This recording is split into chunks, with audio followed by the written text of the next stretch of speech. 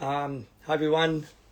We are here tonight. We've got Beth and Mark Lonsdale, two good friends of mine and two really great artists here in Sydney. So I'm just going to invite them in now.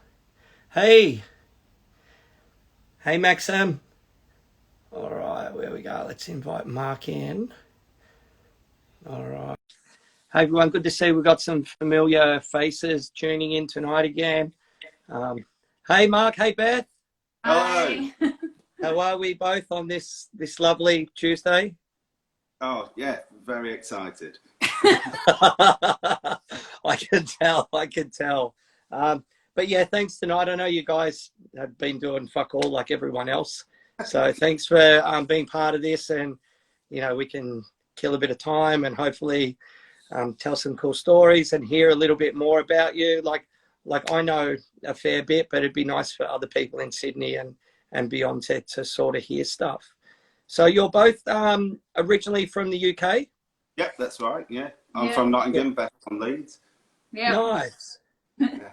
Nice, go Leeds. So can you tell, because obviously you're a couple in tattooing, which is not as rare as it once was in tattooing. Right, so it's sort of, it's a nice thing. So I think, first of all, how did you guys first meet? Was it through Mark's musical prowess?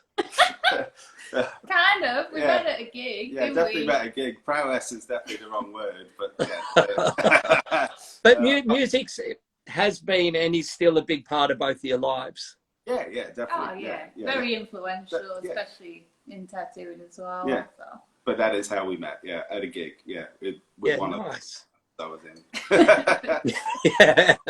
Hey, what was the band that you played in, Mark? Was it called Girls, Girls, Girls? No. I won't go there. Yeah. In all seriousness, you were quite successful because you toured quite a bit, didn't you? Oh, we did a bit of touring. Yeah, success again. Yeah. A very vague and loose term, but yeah, we did stuff. We put some albums out and toured a bit and stuff like that. Yeah, but not successes. Maybe a stretch. We got out there. But you had fun, man. Like what a great experience, to be able to do all that stuff. So yeah, definitely. Cool. So what sparked your interest in tattooing and wanting to become a tattoo artist? Shall we go in turns in this one, or because you go first. When I met Beth, I didn't even have a tattoo, so Beth was like, oh wow, way in front of me. Yeah. So she sort of led the way for me in terms of getting tattooed.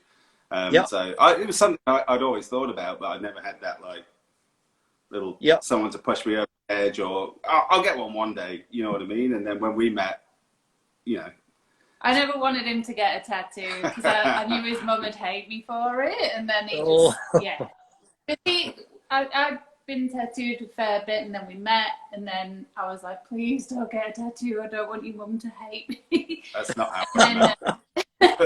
And then you did, and you went and got your first one off Valerie Vargas, didn't you? Oh, that was like one of the first 2 or 3. But yeah, I got tattooed by someone really good, Valerie Vargas. Wow.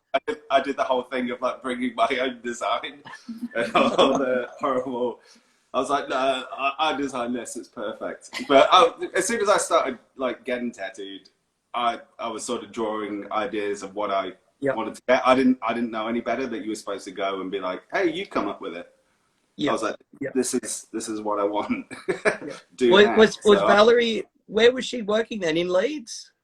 No, that was in Sheffield. It was a place called Thou Art. Yeah. I don't even know if it's still there. So she was there before Fresh Street. Yeah, her and Stuart they were there, and my friend had got tattooed by Stuart, who I was in a band with, and he was, you should go over to Sheffield and get tattooed by these guys.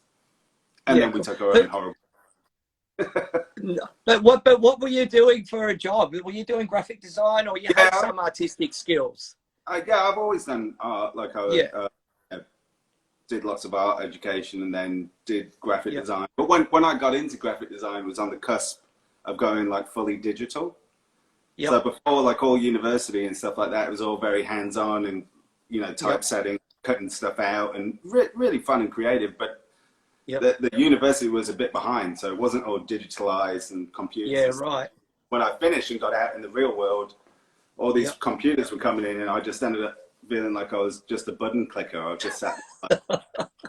So I was the worst graphic designer ever. Like, I just skived and was just really into doing music at the time. So it was my job, but it was definitely not my passion.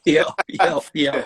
Well, thankfully you didn't go down that road. So let's talk about like your initial the guy that initially started you off tattooing, because I know the story. He's quite a character. What's his name again? Buck Angel? I think you might be thinking of somebody else that you might have met. I don't know. Oh, God, yeah. Just Freudian slip. No, he was called Chris Sutcliffe, I think he's. Yeah, but everyone knew him as Angel. Yeah. And when he was big in tattooing, well, this is the guy that I got my initial start, sort of foot in the door. Not really the guy that I would say trained me to tattoo, but he was the one that sort of let me in. But he was big in the 90s and then dressed a bit sort of like Matrix. Like the Matrix. Sort of Oh, right. Okay, yeah. But before the Matrix. And everyone just called him Angel. Yeah, he was a bit of an enigma around Leeds. And, but unfortunately, before you started working for I didn't know this before I got there. But he'd had a stroke, so like he would literally tattoo with one arm, wouldn't he? Yeah, he just tattooed with one and arm. Like, he would just be like tattooing, wipe his needle on his jeans, get back to the job, like just wear the same jeans like all week long. His tattooing jeans. Yeah. So I did the thing where it's like I knew I was going to try and at that stage I knew I was going to try and get into tattooing. I had like a sketchbook full of drawings, paintings and stuff. And I'd already done a lot of research. I knew it was very hard to get in, so I wasn't blasé at all. I'd like got this maybe 2 or 3 like big books of sketchbooks and big books of sketchbooks, big full sketchbooks. And my idea was to start at one end of town and work my way across showing these sketchbooks, because I thought I was just going to get knocked back by everybody. So I'll just start at one end of town. And Chris's was the first place. So I went there and I just walked around for ages, really nervous. Like it was the first guy that one of the first guys, I think, wasn't he? That I showed my stuff to. Yeah. And he was, oh yeah, you can come hang around at weekends. It's no problem. So I was working 5 days a week as a graphic designer, and then Saturday, Sunday I was in the tattoo shop. So 77 days a week. Yeah. Yep. But what was the spark from getting tattooed to wanting to, be tattooed? So I imagine that would have been in a pretty quick period of time, a couple of years.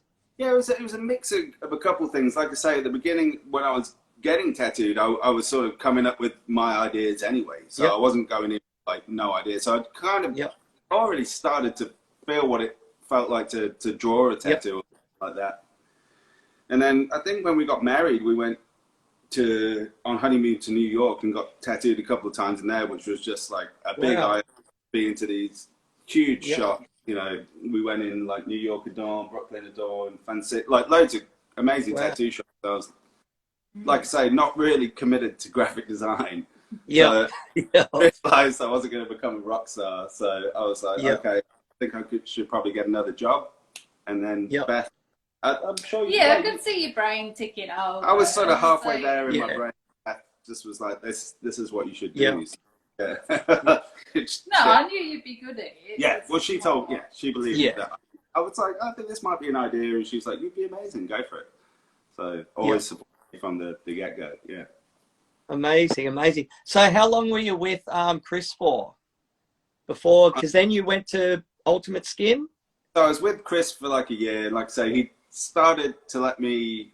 Initially, he just let me come and hang out and watch all these very bizarre practices that he had that I just thought was completely normal. I was like, oh yeah, cool. So I was like learning, watching a one-arm tattooer do all sorts of, just smoking cigarettes and just it was pretty wild. He had a motorbike. Had a favorite needle, didn't he? He had his favorite needles. Yeah, he had these are my favorite. Use them until they went blunt. Yeah. Well, so he kind of said there was a certain charm in a blunt needle. Like, kind of, once you got to really know a needle, then you're in business. You know, like, you got to right. And at first, he just let me sort of hang out and watch. And then there was 2 guys there, and they were like, "Oh, you should just buy some machines off eBay. It's really easy now. Go tattoo at home." So for the first few months, that's what they recommended. I was like, "Great, I've got their blessing. I'll just tattoo some friends at home. No one just get online and." Yeah, just the the full kit, the terrible like food dye, sort of ink, all that sort of shit. Yep. I was like, yeah, cool. They gave me their blessing. This is what they said I should do. So I'm in the clear. Like, these guys said, go for it. Had a few goes at that. Even tried tattooing a stomach sat up at home. And was well, like, comfort. Yeah. I was like, you get comfy. I'll work around you. And so I made all these horrible mistakes. Went back in after a couple of months and was like, hey, I really think I should be tattooing at the shop with you watching me. And he let me tattoo there for 6 to 9 months, just making messes of friends in the shop. And to be honest, not a lot changed. So like, well, hopefully the needles did. Yeah. I even was like, I swear we don't have to use the same one over and over. Like, I think we can buy some new ones. I got these great ones from China. Like, yeah. And so after about a year there, I was like, I don't think I'm going to get anywhere here. And then there was like one main big, well-recognized street shop called Ultimate Skim. Yep. And that's where all the people that I was sort of looking up to in Leeds, they'd come out of that shop. And I think, again, you heard that somebody had just left there. Yep. And I had like this terrible handful of developed photos, not even in a portfolio, and some sketchbooks. And I just basically kind of ran over town the next day. I was like, hey, I heard you need some people. And I thought I was like tattooing. I thought I was good. So he's like, I think just because he might have been in a situation where he needed people, he was like, okay, you can come back tomorrow. There's some work that needs to be done. But you could come back and start here tomorrow. So, and that was that's with Butch. He's an American fella. Yeah, he was US Air Force, originally born in the UK, but he'd started. He moved back to America now, but he was he was working in Leeds there. It would be fair to say quite a strong personality. Well, that was definitely out of the frying pan into the fire. Like, he seemed super mellow on the first day, and then the next day, like, he wouldn't even say my name. He just called me Dog Boy. Like, I thought I was like I thought I was just going to be a tattooer that next day. And then he was like, nah, you got a long way to go. You got to paint the entire shop. You're scrubbing needles. You're doing all this stuff for free. So I used to... You were like karate kids. Yeah. He was. Like, he was... Before he said he could, like, tattoo in the shop, he made... The shop was on 3 levels. Yeah, so he had to paint the whole shop. Yeah. Like, do everything. And I felt so bad. So, hey, Beth, so when Mark would come home after those early days, would he just say, I had a great day today? Look, he was getting home at, like, he was working 7 days a week. He would get home at like 10, 11 at night. Yeah. Because he would just do all the menial jobs through the day, and then after hours he could tattoo his friends there. Yeah. So I'll never forget that pentagram you did. Oh no. Because he was so tired. Like, there's only a handful of times I've completely fucked a tattoo. Just like done it wrong. And when we were leaving to move to Australia, I told everybody like 2-3 months in advance, and I was tattooing loads of friends and people in the music scene and stuff, and everybody just wanted to get a tattoo from me before I left. And then I was up till like 10:30, 11 at night, and there was one more guy, and he was like, "Oh, I want to get this pentagram, but I want it done in this certain way. These lines, it like had to be negative space, but he'd drawn it with the lines through." And I was like, "Mate, I'm way too tired. Well, I have to do it another day. I'm sorry." And he just bust my balls over and over. I pulled like 3 lines. I was like, "Oh no, man!" Just completely ruined it. Just put all the lines to all this negative space. Just done it wrong. Because I just put I didn't even have a stencil machine then. Like, I just drew. Yeah. Even though he'd said, "Oh, take this thing out," and You didn't. Yeah, so Beth got some call at like 11:30 a.m. Like, I've only been tattooing like 2-3 years ago. This has never happened before. What do I do? Yeah. Because the guy just, I'm off to Australia tomorrow. yeah, the guy just looked at it. He looked like that, and he's like, "It's not what I wanted." It's so quiet. Like, I warned you. I told you I was tired. I don't even know if it got finished right, but I was like, okay. Yeah. With this far in, I'll just finish it the wrong way, and then you can take it from there. Because I was on the plane to Australia for like 3 days, so I didn't care. You know, Yeah. I kind of cared, but yeah, I told him no. So we're getting up to the point of where you guys sort of came to Australia. But before we go into that, like, I know, Beth, you got quite a lot of tattoos by Steve Byrne, I believe, back in the day. Yeah, because he was kind of like the go-to guy in Leeds. Like he was like bands and stuff. And a lot of like my friends were in bands with him and things like that. So he was just kind of around a lot at gigs and stuff. So like he worked at Ultimate Skin Under Butch and That's it to me. and yeah, that was kind of my kids. the shop to go to. Sorry, They're acting up. so, I started going to Steve when he moved from Ultimate Skin and opened a private studio called Name and Blood. That's right. Yeah.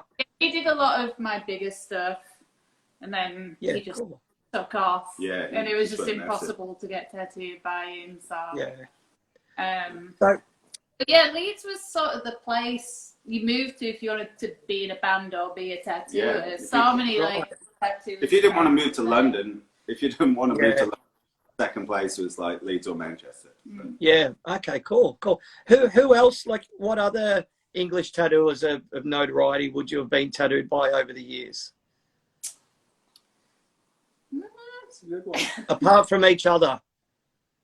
You've got quite a lot by like Tiny Miss Becker. Yeah, Sarah Shaw, when she started out, like I got tattooed by her a lot. She was really good. I was travelling up to Scotland to get tattooed from her, and some other people. There's a shop called Red Hot and Blue. Yep. Remember that one? Yep. Paul say his name right. Sliffler. That's right. Yep. I got a couple from him, I think, and yeah, I don't know.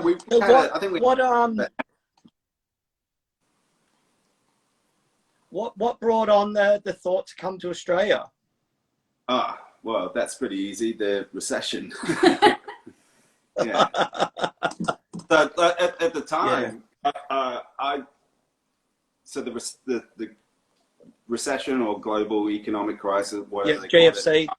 Yeah, the credit crunch, we called it. That hit, and I was still working 2 jobs. Like I was in this in between period where I was tattooing a lot and getting paid for it, but it was just that last little nudge to become a tattooer. So I'd held on to another job as well, and because of the recession or whatever, I got made redundant, which was the best thing. Gave me the push to become a tattooer for the last year.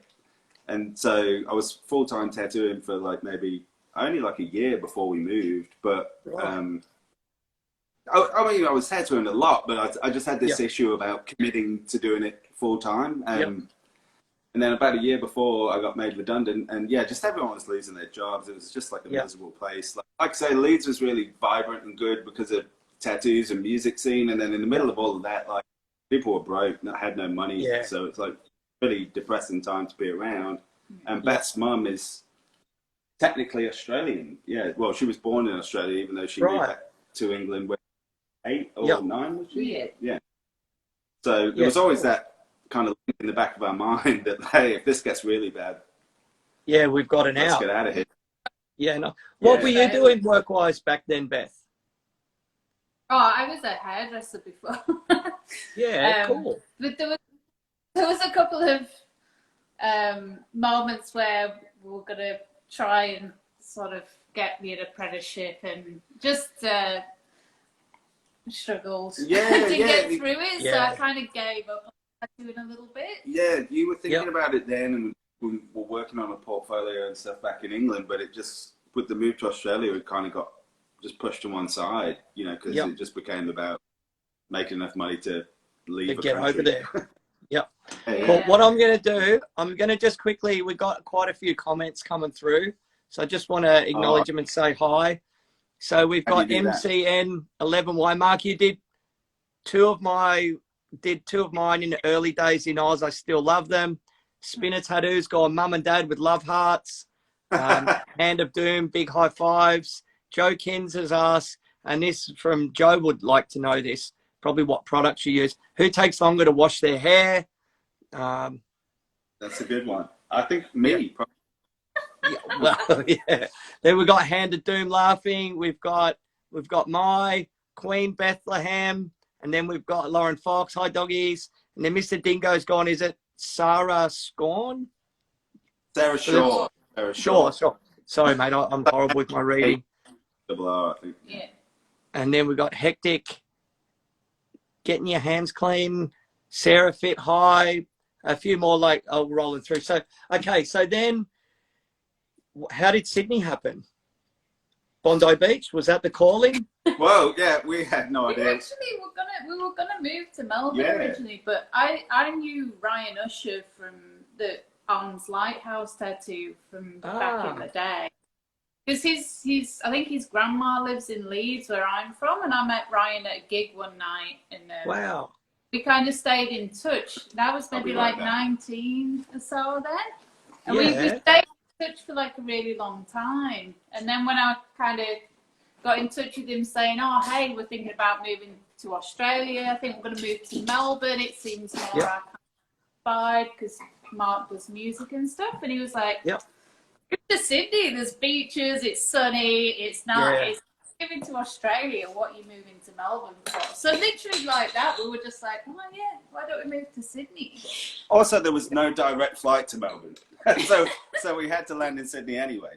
Nice. So, maybe we'll get a plane and see what Sydney's like for a few months and take it from there. So he was the motivator for us to come to Sydney actually, because we were like, "I know one person in Australia." There you go. No, that's cool. Because we never visited Australia. Oh, I remember now as well. And then, I was really lucky. Obviously, we lived in different countries. I'd never met Ryan before, but Ryan called me in England and was like, "Hey, just so you know, tattoo shops are a bit different in Australia at that time anyway." Then I just Googled tattoo shop Sydney. I was like, "There's loads. It's going to be fine." Like it's not knowing. Definitely at the time there was a distinct difference in shops.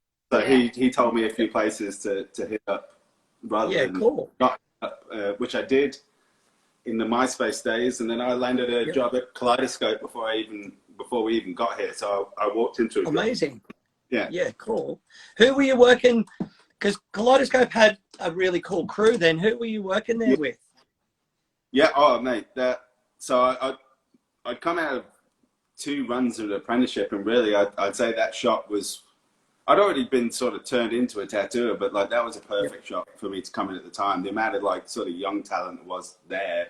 So I guess the main guy that we all looked up to at the time was like Stevie Edge at the time, not now. And then Som that works with you was there. Ping Pong, that's at Hibernia now, I think. Corey Orman, who I became really good friends with, that worked there. There's a few other. Maya. Maya came there. Maya. So it was a really strong. Was group. Cade ever there when you were there? No, I worked with Cade when I worked with you, but I didn't get a chance to work with Cade at Kaleidoscope then. But there was an amazing crew at the time, you know. And the place was pumping. So definitely one of the big shops in town. Yeah, we used to, everyone used to get ready for the weekends, you know, the big queues around the corner to, what was it, the Flying Squirrel at the Flying time? Squirrel, They used to queue around that way on walking day and stuff on Saturdays, and it was amazing. And I'd never worked with a stencil machine before. Wow. So I was like, wow, I can tattoo so much faster with that. These guys are high rollers. I'd made it. So I was doing all these walk-ins, and I was still, in my opinion, tattooing like horribly at the time. But like it was just being that busy at the beach and still continuing from the kind of work I'd been doing in England as well, because the shop Ultimate Skin was just outside of like a busy bus stop, so it was just like doing names and stars and stuff, just small stuff over and over and over.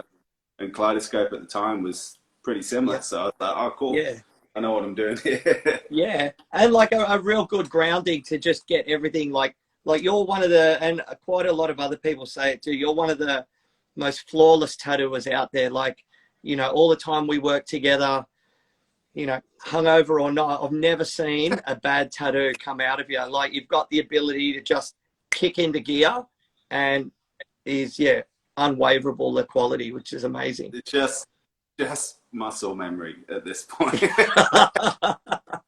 Because so much of it might have been done hungover, where I just had to. And where were you then, Beth? Because you were both living. Like, you saw how and you're a perfectionist. Like, that really shows in Mark's work. 100%. Yeah. 100%. Like, pristine. Very, very humble. And where were you working then, Beth? Up in Bondi Junction? Yeah, I was still hairdressing then. Yeah. But hairdressing's got to be like, you know, an amazing grounding just for dealing with people, talking to people, all different personalities, you know, dealing with all the nightmares that come with that industry. Yeah. It's really tough. Like, it gave me a really good work ethic. Like, you had to work and you were on your feet and you were dealing with people all day, every day. And it gave me a thick skin, but like, it definitely wasn't something I wanted to do. When I was kind of brought up, I was like from quite a working class family, and like, if you ever wanted anything in life, you've got to work for it. So, you know, I was always like, you've got to work, you've got to get a trade. And, you know, like, my parents didn't want me to go to art college because they didn't feel there was any money making art or anything. So it's been nice to navigate through my life a little bit and be able to do what I've always wanted to do, because I was kind of brought up like, I need to get a trade and I need to go to work, sort of thing. And no matter what I do in life, at least I've got a trade behind me. So and tattooing has proved them wrong. 100%. Well, I know. But yeah, I'm so used to like just working hard, like long hours, like, so like tattooing is quite nice for me in comparison. Like, not many Aussies would get it. Like, I get it because I spent 5 years in England, and it is a much harder life. We're very blessed here, so you know, growing up with that, it is a much different mindset, and you do have a different outlook. And I think that's, you know, part of the reasons why you're both so successful at what you're doing. You know, it's really good. So with that, Mark, you then went from Kaleidoscope. You give us the rundown in between then and where you are now at Lighthouse, and then we'll move on to Beth's interest, because I kind of remember that around the time you were at Little Tokyo. So I think I've never been able to spend more than like 2.5 years at a shop without something not working out. So, but I mean, Kaleidoscope, there was a bunch of us that left after like 2.5 years. There's, you know, things happen, disagree. Don't need to get into that. Left that, and then went to a place called, it was 119, but changed to Collective. From Tim. Tim at the time, there was another chap involved. I forget his name, but he just left as I maybe Sam, the New Zealand fella.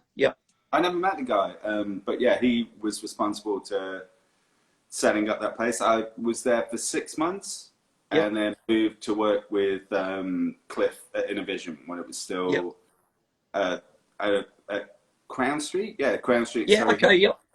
Which I had an amazing time while that shop was at that place. Like, I think he lost the lease on the building or something, but if he was still at that spot, I'd probably still be there now. Like, it was great. Like, what a great area. It was amazing. Just, you know, I'm working on Sundays. You just outside having a cigarette, just seeing people still walking around from the night before. Just wow. And some of them might want a tattoo, or, you know, who knows. But that or place, just a chat or a cigarette. Well, it's amazing though, because it was just such a well-run shop. Like the way Cliff had been doing it for years, and the people that he trusted to run the camera and stuff. It was just Kaleidoscope was good, but then Vision was like bang, well-oiled machine. And I'd gone past that shop so many times. I don't know why, but I was like, oh, I'm going to work there one day. I'm going to work at that one. It was what, you know, you get those sort of shops that you go around and you're like, oh, that's the one I want to work at, you know. If things change, I'm going. So I was super stoked when Cliff gave me a shop there. And again, another amazing crew I got to work with. Ping Pong was there, Tong was there, Seth Arcane, Ning, Megan Oliver. Again, like, great guest artists coming through. I got to work with Eddie Deutsch there. Just amazing, you know. Great. And then Cliff changed premises, and it just didn't suit a lot of people that were already working there. So the vibe sort of fell off. Like, me and Cliff always got on great. There was actually like one of the most amicable sort of leavings of a shop I've ever had, because I time for Cliff, but just. The vibe dipped, and it just became a different shop, and that's when me and you started talking. So that's Well, with that, Andy, mate, you've always been straight up, and you know it's a good thing, and that's, you know, I think one of the many reasons why you've got such a good reputation as well is, you know, there's no games with you, which is good. I'm just a terrible liar. That's what it is. I don't really get it. Well, it benefits you. So, yeah. But, and then, we worked together for maybe a couple of years or a bit under 2 or something. Again, like my ratio always 2.5 years. So, I was with you for a bit. So I didn't want to just leave Cliff. I didn't want to leave Cliff in the lurch. So if you remember, I worked part-time there, part-time for the like 6 months or maybe more, because I wanted to try and help him out. I didn't want to just, I knew he'd just changed places. I didn't want to be like, peace, I'm out. So I stayed with him for a bit, if you remember, to try and help him out. And then after a while, I was still living in Bondi. We were still living in Bondi, and you were in the Junction, so it just made perfect sense. And Redfern's a difficult place to get to, no parking, all the rest of it. Just, again, mainly just that it didn't suit everybody's vibe, and we'd gone from a shop that suited everybody's vibe. So it dipped, and it just didn't feel the same, so it kind of just felt like a perfect time for a fresh start. But I worked with him for a while, because I didn't want to leave him in the lurch. No, power to you. So then, Beth, like, I remember then, that's probably around the time I remember, you know, meeting you as well, and like, you know, it was really nice, and Yoshi was there working there as well, and we used to have quite a few nights out at the Hobo down in Bondi, like quite regularly on Saturday nights, even and Sundays. But then that's when I remember you wanted to start tattooing, Beth. Yeah, I had to quit hairdressing. I was so over it. And I went and got a desk job at King's Crossing. That's right. Yep. Yeah, and I was there. So I did the desk there, and then it was it was pretty real. But well, didn't I remember when that came along? Wasn't that was that shop either bomb proof or had bulletproof glass windows? I mean, it was owned by like a big Sydney gangster, John Abraham, I think. So it was supposedly like bulletproof and all this stuff. So like, I spent the first few days on the desk just thinking like bikies were gonna fire the shop up, because you've got this thing like, oh, it's bulletproof, like we're gonna be under attack. But obviously, sort of being in the red light district, you just are working late nights. You just see everything, and you're first port of call on the desk. And you're like protecting, you know, the tap boys at the back. So you like get the brunt of all the it's fun. It was fun, but dealing with like really drunk people is annoying. But so, and that was obviously before all the lockout laws came in. Yeah, that was just before they started. Yeah, that was just before they started. Like, because that's how we went on to Hobo. Yeah. Because Beth worked in the Cross till what, midnight? No, till 12:30 or maybe 2, and I used to pick her up, which meant I couldn't have a beer or anything. So I had to stay awake all this time to go and pick her up and make sure she got back fine. But then we'll get back, it'd be like either 12:30 or 2, and then Hobo, which is for Hotel Bondi, if no one knows. Yeah. We were okay, that place is open till 4, so we can still like kick on from unwind. I think Gummy moved down from the Sunshine Coast, and he worked in the Cross with us, and we'd all like clock off at midnight. So then, because Gummy lived in Bondi too, we'd just end up. So, it was open till 4. Because so. Who else were you working there with? Was Enku there as well? Enku was there. Who else was there? Because I had quite a few people go through there, I remember. Zach worked there for a bit, but he wasn't there when you got there, was he? No, he wasn't there. Yeah. How did you go then, Beth, from working on the counter to tattooing? Well, I was told that they were going to be getting rid of the apprentice, and do I know anybody that wants an apprenticeship? And obviously, sort of behind the scenes, I was like making a portfolio, getting ready, like if that ever happened, and I was like, I want to be an apprentice. Yeah, and they were like, oh, all right. So like I brought my portfolio in, and it was terrible, but they gave me a shot. Like I think sort of working desk and knowing that I was they fine to work nights and scrub tubes and stuff. Like all right. So they took me on, and then sort of within a couple of months the shop was shut down. so like my apprenticeship started, and then it was just swiped from right under me. So yeah, that was a bit sad, very upsetting. What was the move after that? Well, I missed that one. Lovely called Rhys Gordon was like took pity on me after about 5 months. I have a solution. Like, you can come and scrub tubes at our place. I joined you and scrub tubes at Little Time. Yeah, that was what, like maybe 6 months or that was in the April. Yeah. And then... So you were scrubbing tubes there and hanging out and then doing tattoos in the evening. Yeah, you tattooed me quite a lot back then, Beth, as well, like reworking stuff. Yeah, it was very scary for me to have to tattoo Gordon as an but you know me, like I'm an open book, and I wouldn't have done it if I didn't think you were going to go on to be great, which you have done. I've tried. Yeah. So, but also then. And then I think you had a chat with Bondi Ink for me, and Jude, I was tattooing at Bondi Ink. So. Yeah. Was Gummy down there then too? Huh? Yeah, Gummy was Gummy at Bondi Ink then as well? Gummy was already there, So I think I had like 5 months of an apprenticeship, and whenever I started a tattoo at Bondi Ink, I was like, you hear an accent and you're like, oh, do you live here? Are you staying? Because like you just knew what you were doing was so bad, and they'd be like, oh, you're not flying home tonight. That's why I've come to Bondi Ink to get a tattoo. And you're like, instantly relaxed. Oh God, it was such a proving ground. Like, definitely thrown in at the deep end. But Denny Panthers asked, was Juzzy there as well? Juzzy was there, and Sean and Bones. Yeah.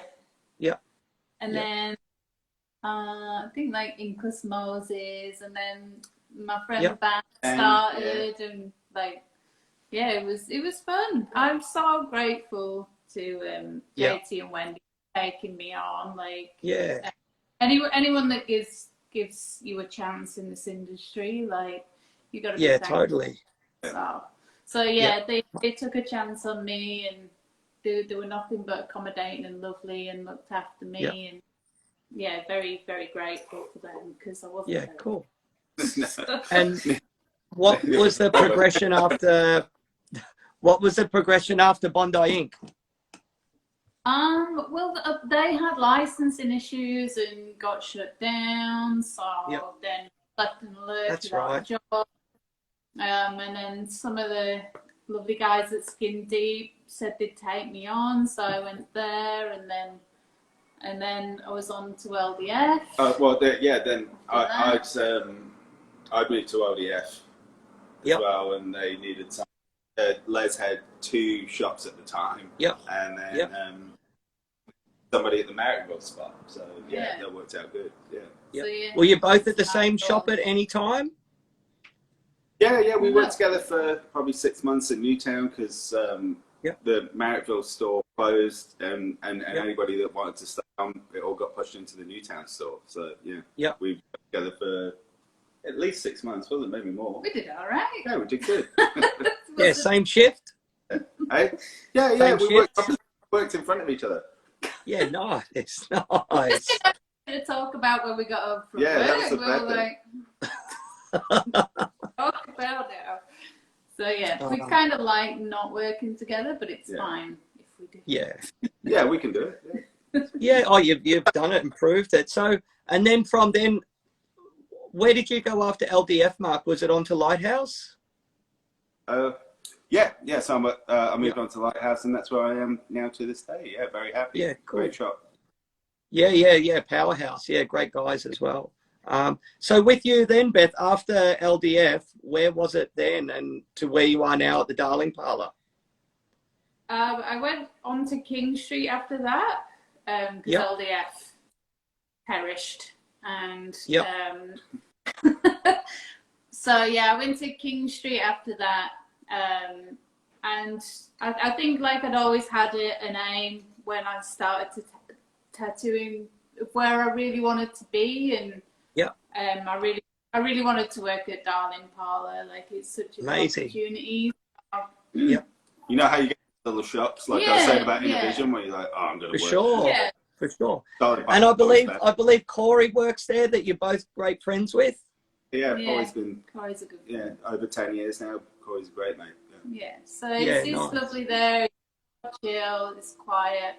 Really easygoing. Like, I'm very lucky to work there. So. Good. So I reached my goal. Nice. So nice. So what I want to do now, we've sort of done all the career move up until now. So let's talk about your. No, let's talk about your style. So do you want to go first, Beth, and tell us sort of what you specialize in and what you like doing? I don't know if I specialize in anything. I'm definitely traditional influence. Yeah. The female form. I like the female form. Yeah, like badass chicks. So I like boobs and stuff.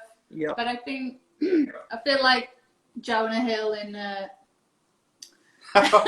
Who keeps drawing dicks? Who just keeps drawing dicks. So it's like me, I get my drawing stuff out, and I'm like, just draw a pin up.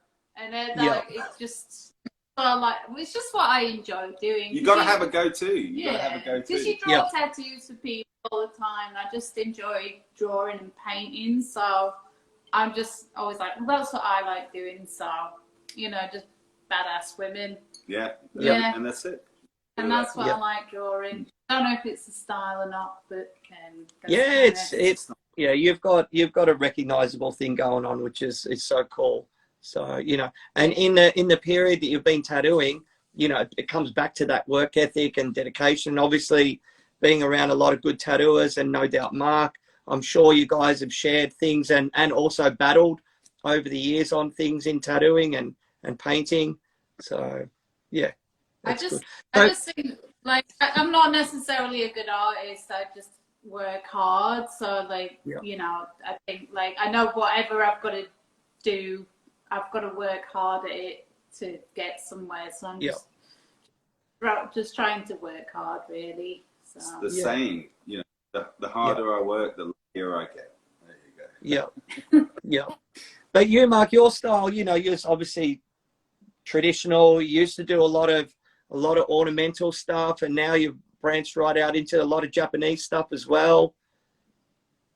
Yeah, I mean, my goal with all of this was really to stay true to those first couple of years of what I got taught, where it's like, I don't pick what I tattoo. I'm not pushing any.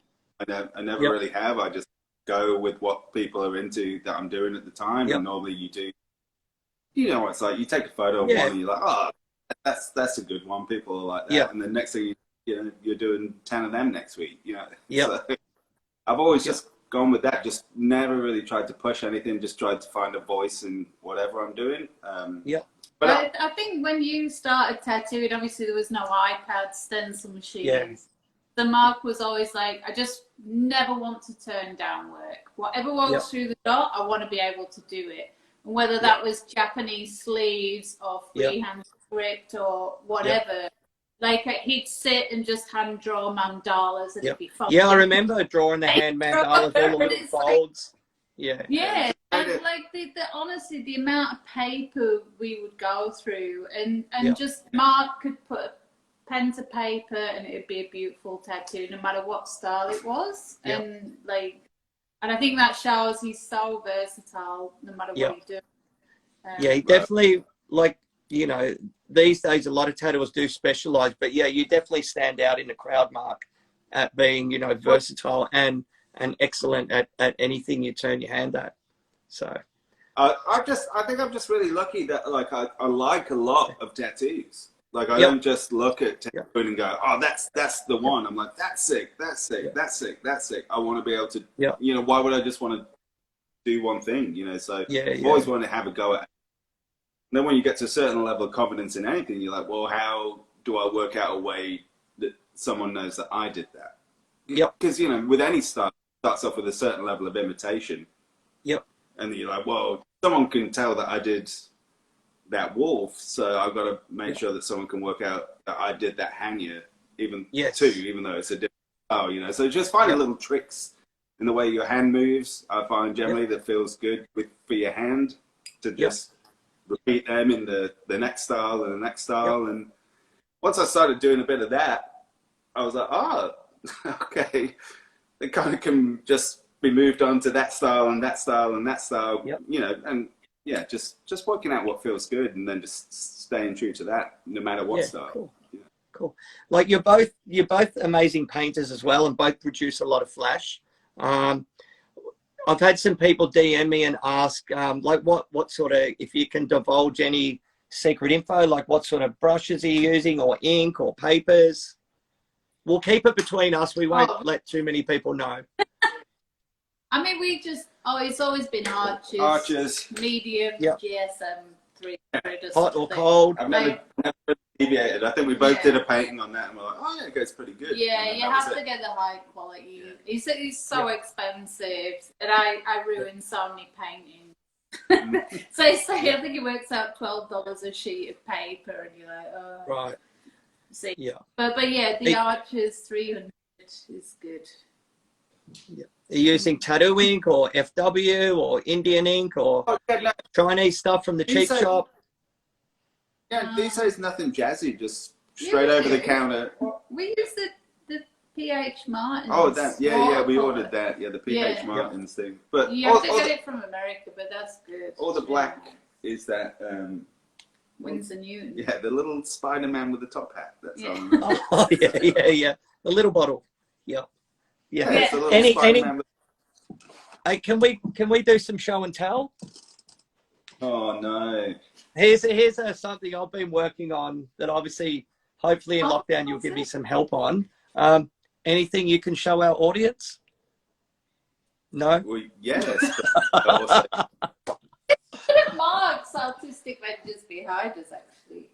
There you go. Lockdown before, I seem to go, in the first few weeks, I'm like, oh, I'm going to try something I've never done before. Yep. And then after about 2 weeks, I'm like, oh, that's why I never tried it before. Yep. And I get to a point where I'm just like, I don't know anymore. Yeah, so I started I was like, I'm going to try and do psychedelic tattoo paintings. I'll show you as far as I got. Be back in a minute. All right, cool. Yeah, he overthinks even stuff that should be free. Yeah, I know, and I'm glad Mark's going to show us something, because he is amazing, and he is his own worst critic.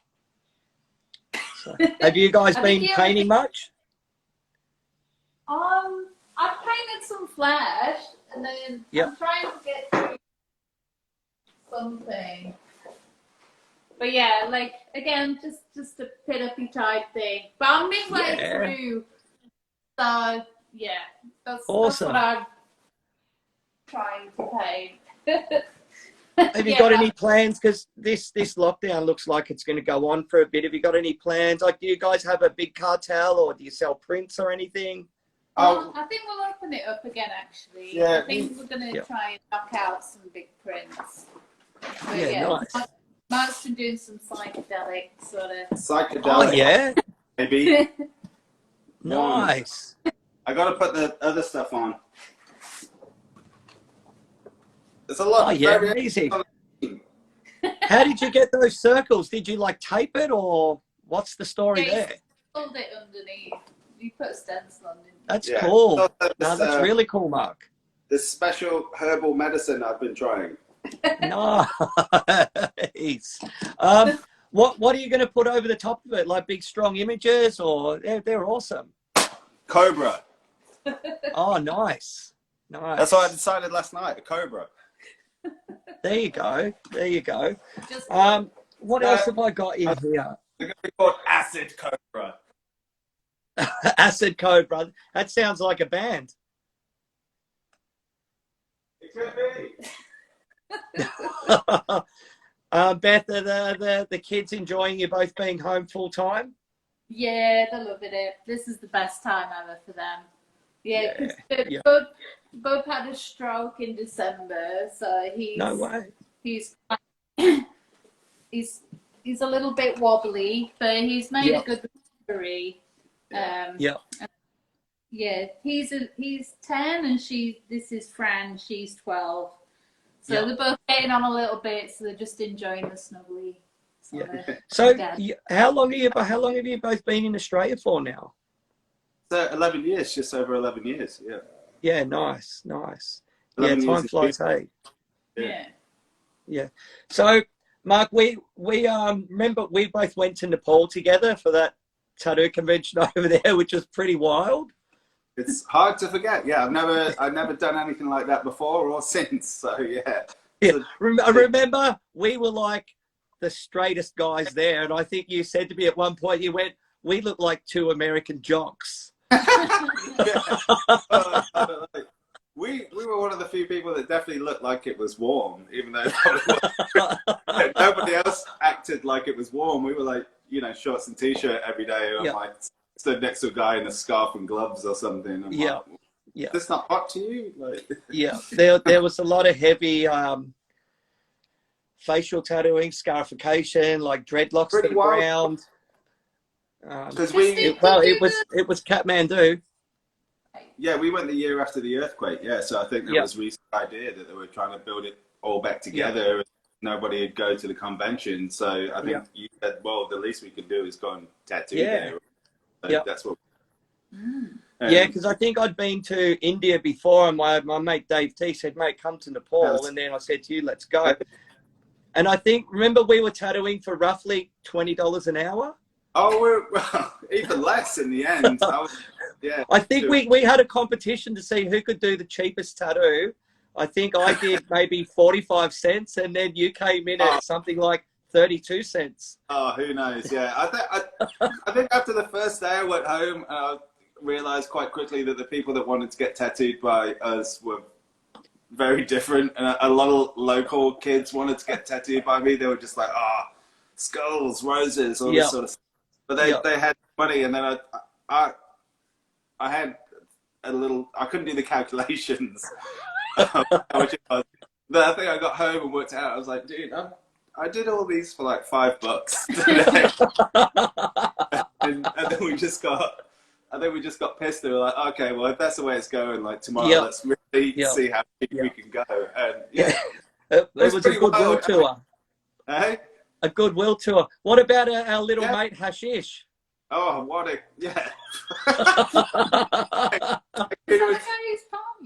No, he was like 9 or 10. He was just glued. Yeah. That's amazing. He was like, as soon as they take he was like selling chewing gum from our booth, selling incense. Like, He was doing palm reading. It was a fun time. That was a great trip. That. So I remember, just getting there and asking for a bin. You know, like, a bin for the things we don't need. Like, nah, you're not going to need one of them. It's fine. Just the floor. Look, it's one out of like plastic. Like they take plastic together for a bin. What, like for just for everything. As soon as we got going, I was like, dude, when do we get the bin? And they're like, you'll love this one. Like a few years ago, couple of years ago, I went back there and Cole came and I did a combat sterilization seminar, like how to tattoo when you don't have anything sterile. So did you do forward roll into it? It was interesting. So it was good. So with that, guys, we've only got like a few minutes left. So anything you guys want to say or shout outs to anyone or huh? No. Oh, we're pretty good. Just everyone behave themselves in lockdown, you know, because it's a load of rubbish. So get vaccinated if you can. Well, it looks like we're all going to get some money soon from the government. So everyone out there listening, don't spend it all at once. You know, when we come back from lockdown, we're going to need it. So you're going to need it. You know, you haven't got tattoos for a month or so. Think about that. You look less. So no, amazing, guys. All right, we've got a bunch of comments through that it'll be too hard to go through all, but thanks for everyone that looked in. I'll try. Yeah, you go for it, Mark. There we go. We got Luke. Nothing of note yet. Oh, here we go. Denny, long lunches, couple of long lunch breaks. Oh, that would be Beth, I imagine. She like what? You and Faye. Oh yeah. Nice. A liquid. What are these safety meetings, Beth? Oh, a safety meeting. This is just where you slide off and, you know. I don't do safety meetings anymore. I'm professional, but, you know, like you've got to slide off and have a chat with your co-worker about, you know, the shop. And, you know, fair enough. Sorry, things are done safely over a nice alcoholic drink. And then there we go. You know what a safety meeting is, Rhys Gordon. Oh, we've got a full-time safety officer. Yeah. Oh. Yeah. Enforcing the law. Oh no, I've done something weird. Nice. All right, guys. Thank you. That was not as weird as it thought. It wasn't as bad. Yeah. Like I knew, Mark. Like I knew when I bumped into you the other day in the street. Oh, you were getting essentials, and so was I. It was nice. We just clicked up and chatted like that. So I knew tonight would be amazing. Yeah. Well, again, amazing might be a stretch. Well, you know, I'm the glass is half full. You're different. I am different. Yeah. But mate, seriously, thank you, Mark. Thank you, Beth. Thank you, everybody. Yeah. Thanks for everything, and I'll see you guys soon enough, and all that stuff. Thanks again. See ya. Bye.